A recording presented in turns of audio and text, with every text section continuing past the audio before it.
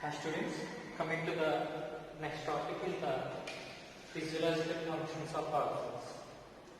In the last class, we discussed about the characteristic features of organs. In that case, the nature of the organs and different types of characteristic features of the organs and the types of synthetic organs, right? And coming to the next one is whatever that effects which are shown by the organs, which bioassay we discussed.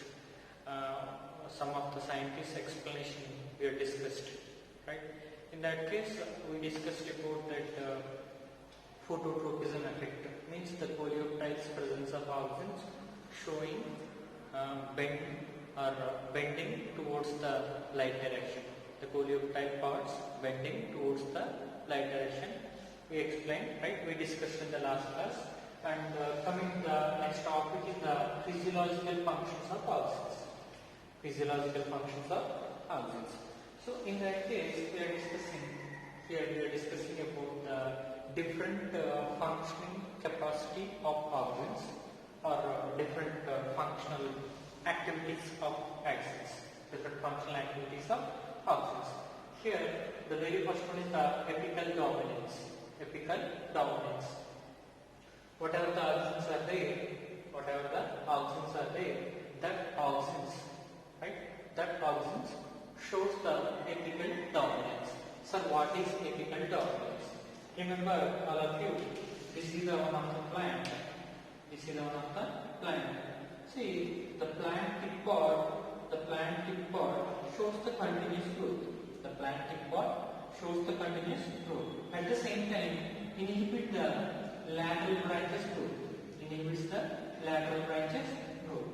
So if we compare the tip growth and the lateral branches growth, see, more growth is observed with the tip pod. More growth is observed with the tip pod. And lateral branches growth is inactive. Lateral branches growth is inactive. Inactive means here comparatively tip pod, the lateral branch growth is slow.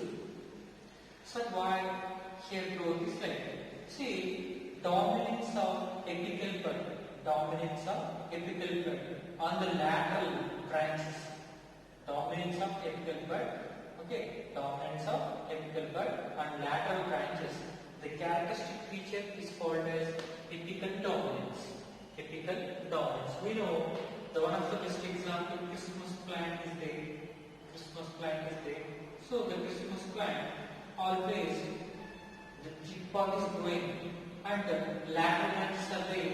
The lateral branches shows the growth very slow, but the tip pod is growing very rapidly. That's why here this kind of shape is maintained. So apical bud showing dominance. So here some of the students are very eager to know, sir, how apical bud shows the dominance. Remember, whatever the lateral branches are present, the lateral branches requires food material. The lateral branches requires water. So here the availability of water and the availability of minerals, availability of the food material, availability of the water and availability of the minerals. See, the transportation is transportation of food, transportation of water, transportation of minerals. See, the transportation is reduced by the organs, especially to the lateral branches. Whatever that lateral branches are there, the lateral branches,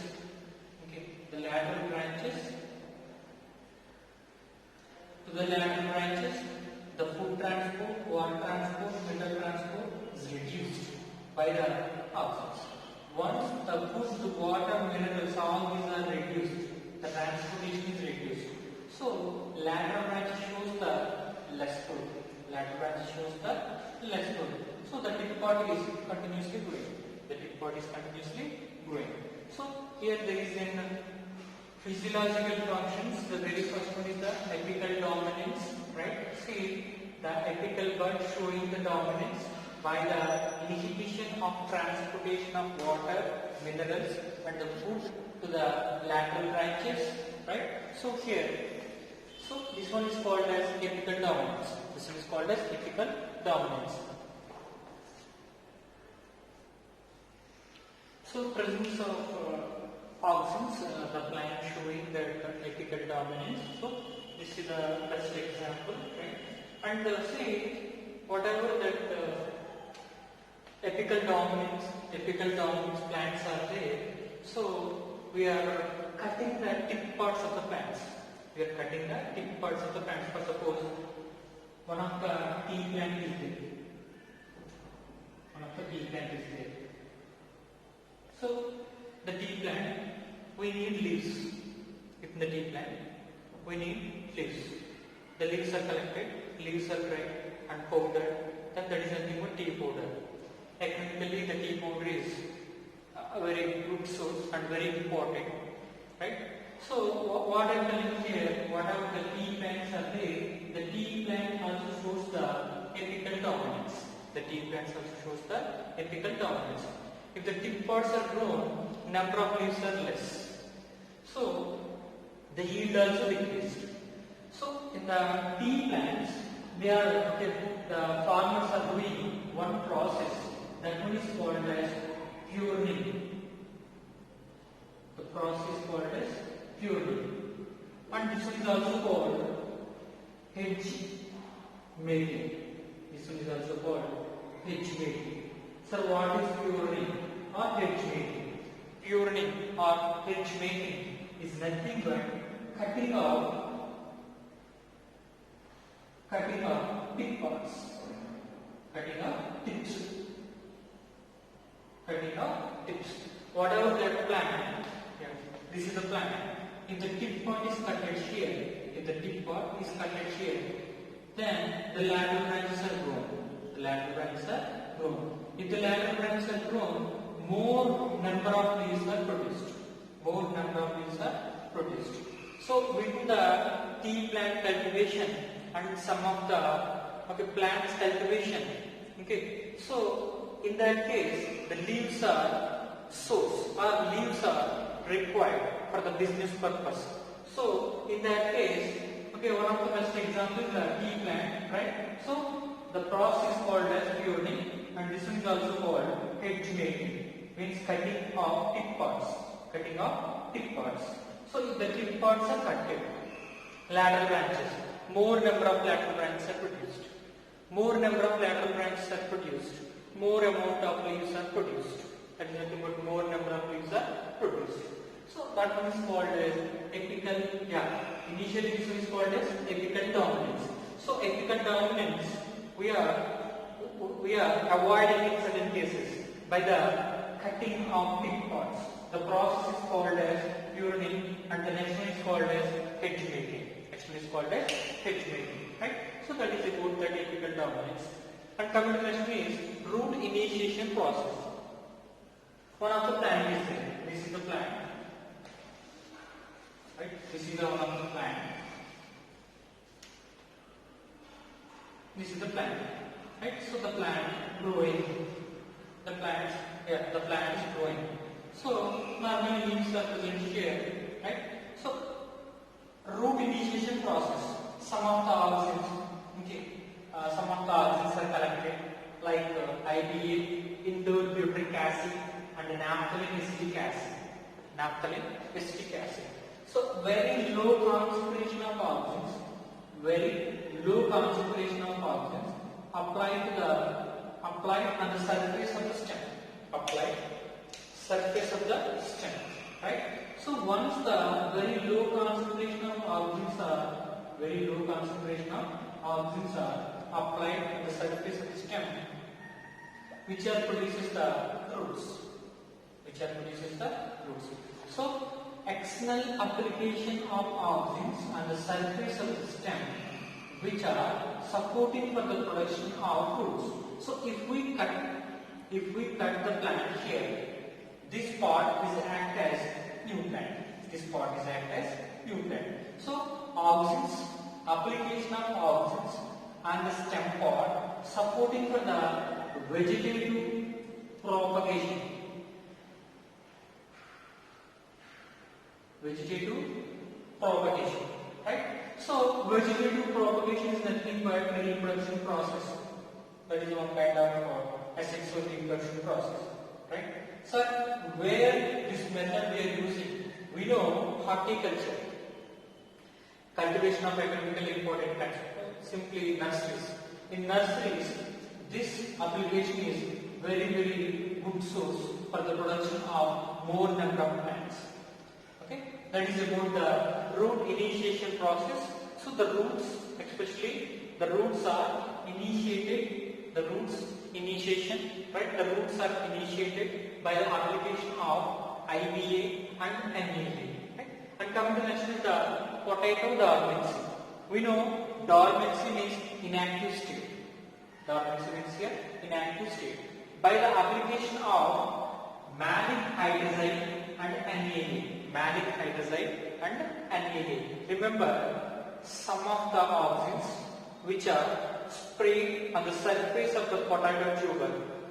Sprayed on the surface of the potato tuber. For suppose this is one of the potato and this is another potato. So this is the case 1, right? And this is the case 2. In the second case, we are applied auxins on the surface of the potato.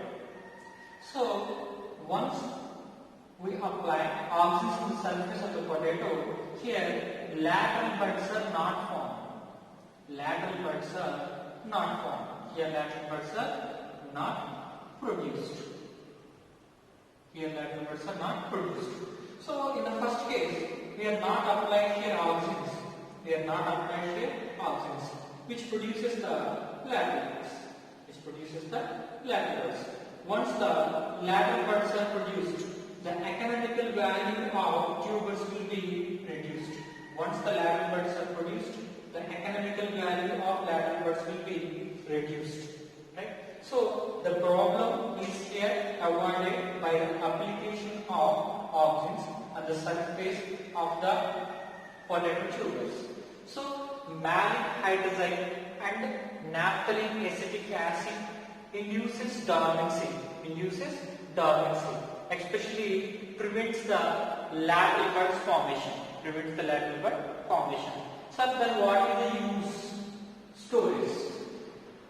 The use is here storage, right? So storage of tubers done by the external application of auxins, right? And coming to the next is the prevention of abscission. See, one of the best example, one farmer cultivating the plants, right? Fruits, especially the plants are fruits producing plants. See, when the flowers are produced, when the fruits are produced, flowers are modified into the fruits, right? So, in certain cases, more number of flowers are fallen. In certain cases, the very young stage fruits fall.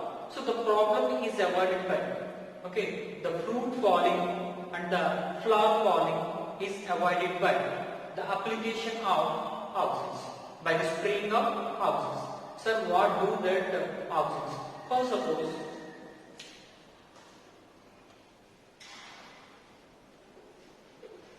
this is the plant, this is the flower, right? See, the farmer not sprayed here any auxins. So generally, this is the stem pod supplies the nutrients, to the flower, So if the nutrients are supplied, the flowers are active, then no fallout. The flowers are not fallout here because see nutrient supply is there. But in certain plants, there is an abscission layer will be formed. Once the abscission layer is formed, there is no food transportation, there is no mineral transportation, there is no water transportation. So here the flowers and fruits, the young fruits will be follow. So the problem is avoided by the spraying of oxygens. Once the oxygens are sprayed, see the abscission layer formation is prevented. The abscission layer formation is prevented. Once the abscission layer formation is prevented, minerals are transported, food is transported, water is transported, then all plant organs are active and reduces the falloff. Reduces the falloff, right? So that is about the prevention of abscission. And next is the flowering process. Flowering process. See, we know the hormones, the phytohormones are responsible for the flowers and next process. We know there is in juvenile phase is there, vegetative stage phase is there, and reproductive stage is there, senescence stage is there. At particular stage, the flowers production is started. That is nothing but reproductive stage. So why only reproductive stage the flowers are produced? I said so many times the hormones, whatever the phytohormones are required for the flowers production. Okay, the phytohormones are only produced at particular stage only, right? So if we apply some of the phytohormones exogenously, then that exogenous supply of oxygens supporting for the uniform flowering. Uniform flowering means all flowers are produced at a time in pineapple and lychee plants. So what is the advantage of uniform flowering? Okay, all flowers are formed at a time, all fruits are produced at a time, then total yield produced at a time, then the farmer get the benefit. So uniform flowering in pineapple and lychee plants. So induction of flowering is also controlled by the phytohormones. So oxygens are involved in the uniform flowering in pineapple and lychee plants. And come to the next one. 6. See, there is a male flowers are there, female flowers are there, right? So if we spray some phytohormones, in that case, only male flowers are produced. If we spray some phytohormones, only female or male. See, one case, some phytohormones, only female flowers are produced. In one case, if we spray, only male flowers are produced. So that is about the production of male flowers or female flowers. So if we spray the oxygens shows the feminism effect, means female dominance. More number of female flowers are only produced. We know some of the plant produces the unisexual flowers. So if we spray the oxygens to that plant, so more amount of female flowers are produced. And in certain cases, some plants produces unisexual flowers, male and female, on the same plant. Okay, in that case also more number of female flowers are produced. The simple definition is more number of female flowers are produced by the spraying oxygens. Right? And coming next is the parthenocarpic. We know the fruits without seeds. So that kind of fruits are called as parthenocarpic fruits. The process is called as parthenogenesis. Right? See, here the best example, IAA, indolesic acid, is the best oxygen. Okay, that oxygens are sprayed to the tomato plants. Then tomato fruits are produced without having any seeds. So seedless tomatoes are produced. By spraying IE. Right? So that is about the parthenocarpic. And coming to that, some of the oxygens supporting from the cell division. We know cell division is promoted and cell enlargement, increase the cell size.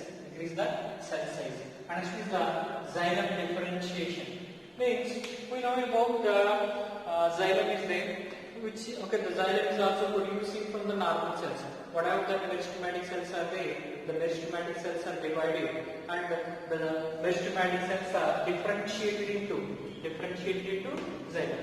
So there is a xylem differentiation, cell division, cell enlargement. All these are done by, these three are done by the auxins, right? That is about some of the functions. So next one is the defoliation. Defoliation is nothing but promoting the leaf fall-off. Promoting the leaf fall-off. That is nothing but promoting loss of leaves. The best example we know cabbage, right? That is one of the bud stage. Sir, why we need leaf fall-off in cabbage? Whatever that mature leaves are there within the cabbage, okay, that leaves are not useful. If we make curry by the usage of mature leaf, okay, the taste is quite different. The curry is not tasteful. So here the problem is avoided by the spraying of some of the phytohormones. Whatever that mature leaves are there, all these mature leaves are fall off. Only young leaves are there. Then if we make the curry with the young leaves, somewhat tasty. The curry is tasty, right? So promoting loss of leaves. Example is here cabbage. And next is the selective weed killer. Remember, this one is also called orange agent.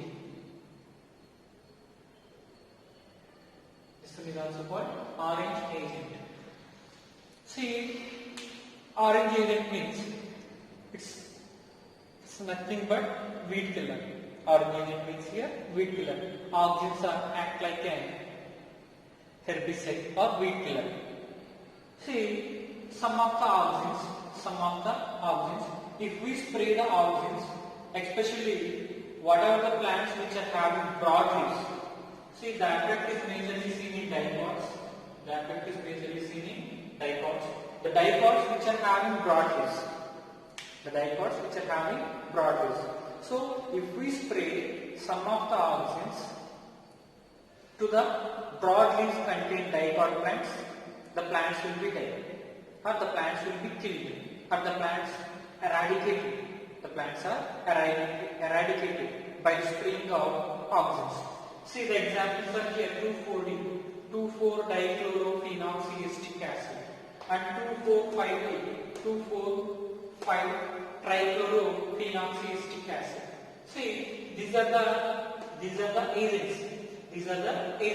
Mostly 2,4-D is given in our option.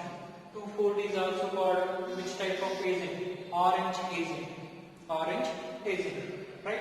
So by the spraying of 2,4-D or 2,4,5-T, okay, the broad leaves contain dicot plants will be killed. Right? So that is about the selective weed killer. Auxins are act like a selective weed killer. So this is about the different types of the physiological functions of auxins. In the next class, we will discuss about the next one.